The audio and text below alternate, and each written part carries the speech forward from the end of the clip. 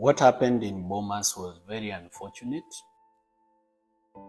I did not speak about it yesterday when we had the press conference with my family because nilikuwa na kizunguzungu ya medication na madawa. But I have an injury at the back of the head and an injury on the neck because a sharp point of a chair hit me on the neck. And I also have another injury kwa mguu. But by the grace of God, I'm alive. Today I'm feeling better. Yesterday I think I was under a lot of medication, so I got dizzy, painkillers, but and even antibiotics. But today I'm better. Chenye ilifanyika Bomas was very unfortunate, and it happened in the full glare of national TV. The people incited it and leaders holding state office. The Member of Parliament for Waraka, Honorable TJ Kajwang, the Honorable Member of Parliament or the Dishonorable Member of Parliament for Dagoretti North, Beatrice Elachi, the Dishonorable Member of Parliament for Makadara, Georgia Ladwa. And these are members of Parliament of ODM. So I don't know whether this is ODM's way of doing things. And ODM has been supported. ODM has been supported by Kenyans for a long time. I don't think whether this is how they should pay back for the support they've received. And ODM has been very violent, even in other occasions. I even witnessed a press conference where the Honorable Kalonzo Musyoka was supposed to address a press conference, and ODM goons walked in and chased away Kalonzo Musyoka. So I don't know whether they believe to be the only ones capable of violence. I don't know whether they believe that, or that they believe they are the kings of violence and nobody can beat them when it comes to violence or can be more violent than them. But all I can tell them is that revenge belongs to God, and for me, I will not lose sight of my mission to turn around and start planning revenge against them.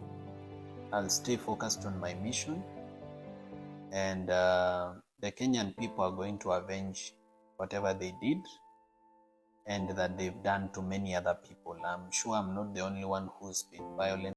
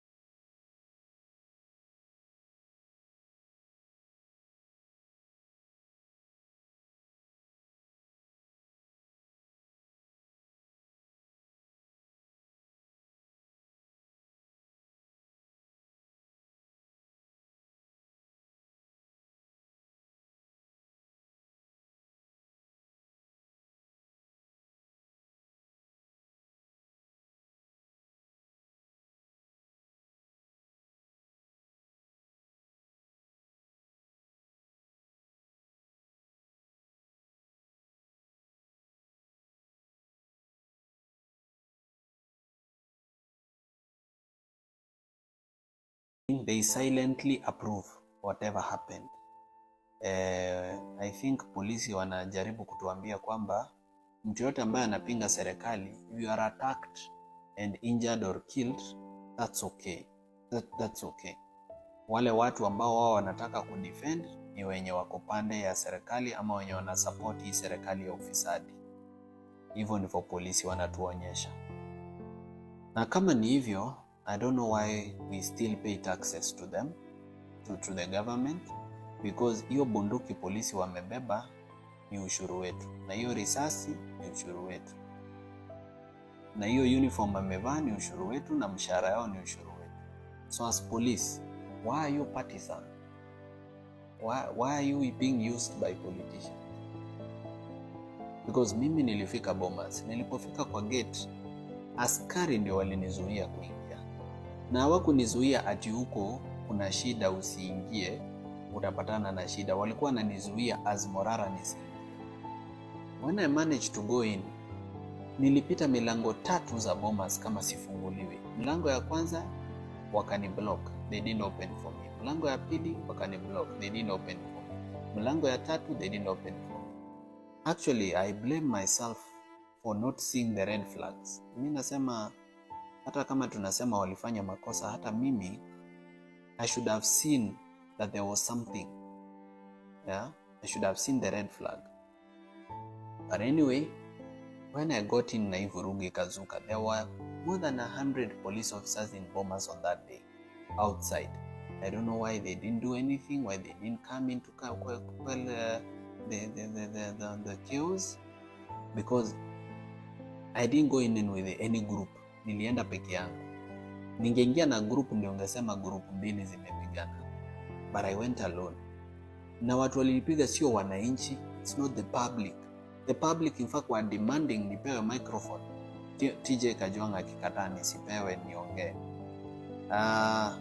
Watu walini attack, walikuja specifically kutoka nyuma ya dais ya TJ Kajwang, na TJ Kajwang ndiye alipoint na hata alincite TV wakisikia na kila Mkenya akisikia, na hata aliongea kwa Kijaluo. The question is, kama ilikuwa shida yangu na Wajaluo, my first rally nimewahi kufanya Kenya ni Kondele. Mbona sikupigwa mawe Kondele? I believe the Luo people are very peaceful loving. It's just a few people want to intentionally and specifically give them a bad name. Mimi nataka kusema mimi mambo ya ukabila I'm beyond it. I'm not going to participate kwa mambo ya ukabila. Na mambo ya political violence I'm not going to participate. Si ati nimeshindwa ama sina uwezo ya kumobilize for political violence, but if we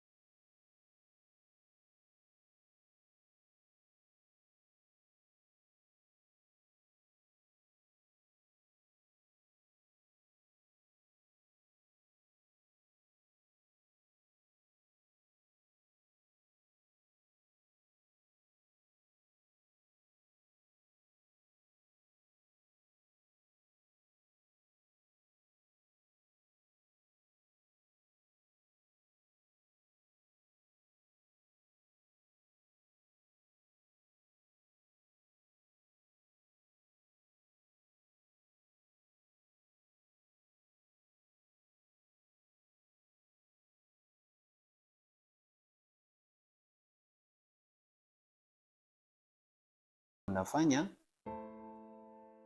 apandacho mtu atavuna tu hiyo. Once the police become partisan and start playing for politicians and working as errands for politicians, they will reap what they sow.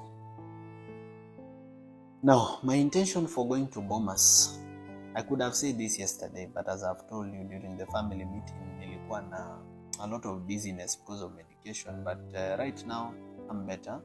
I have injuries on the neck and on the back of the head and on my leg, but let's just say I'm good. Niko sawa. God has kept me safe. I was not paralyzed. I didn't receive a permanent injury. I was treated at the Nairobi hospital. But when I realized that the media has realized that I'm at Nairobi hospital, I shifted to another hospital so that I can be treated. Wamenifanyia scan ya kichwa.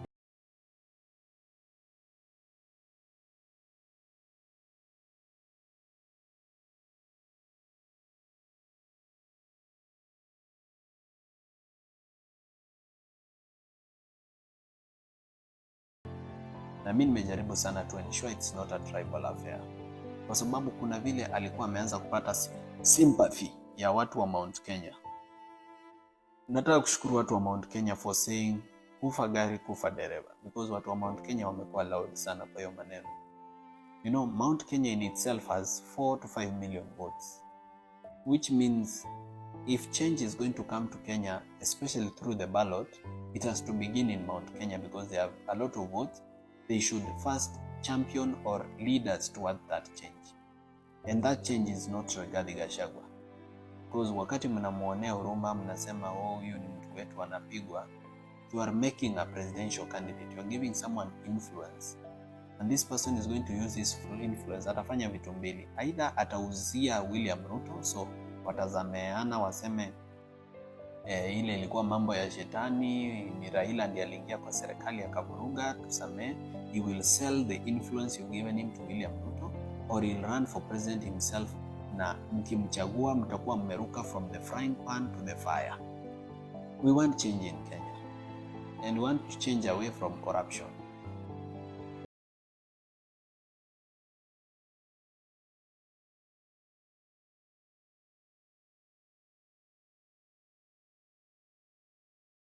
Healthcare sector, the reason it has failed completely is because of state capture and corruption. People are thinking about making money. Ni kuiba pesa ya medical equipment, ni kuiba pesa ya madawa, ni madaktari kujaribu kudivert wagonjwa to private clinics. It's just corruption ndio imeua hiyo sector. If you come to education, it is corruption that has killed the sector. You know, universities trying to make money in unscrupulous ways. Yeah. Help trying to do this and that. Funding of universities, you know, money being stolen through funding of universities, you know, payroll, the role of students as fake students, the role of schools as fake schools, textbooks, you know, is a big procurement scandal. This is what has killed the key sectors of our country. Corruption, corruption, corruption. If you deal with corruption, you solve 90% of the problems in Kenya. And that is why my message has always been against corruption.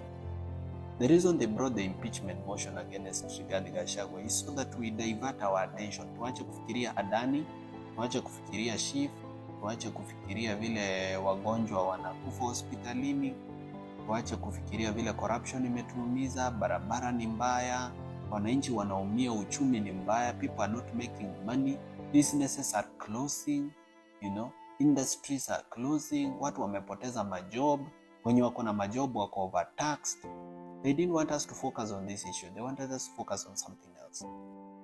Na nilipo realize kwamba siwezi kudivert your attention because you know the government, some of these people own media houses and the government advertises on media houses. So media houses wameshikwa mahali so that if they don't broadcast what these people want, then they don't get government tenders to advertise, and it's millions and billions of money.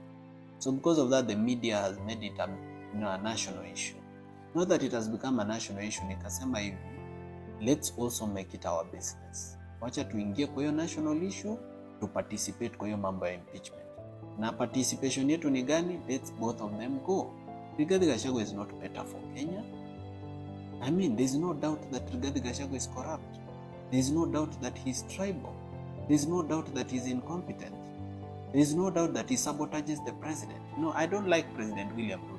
I don't like him. But one of us, me or you who is watching this video, one day you will be a president. You can't have a deputy sabotaging you all the time. At yuko Nairobi, yana hold press conference Mombasa, talking about the NIS. A very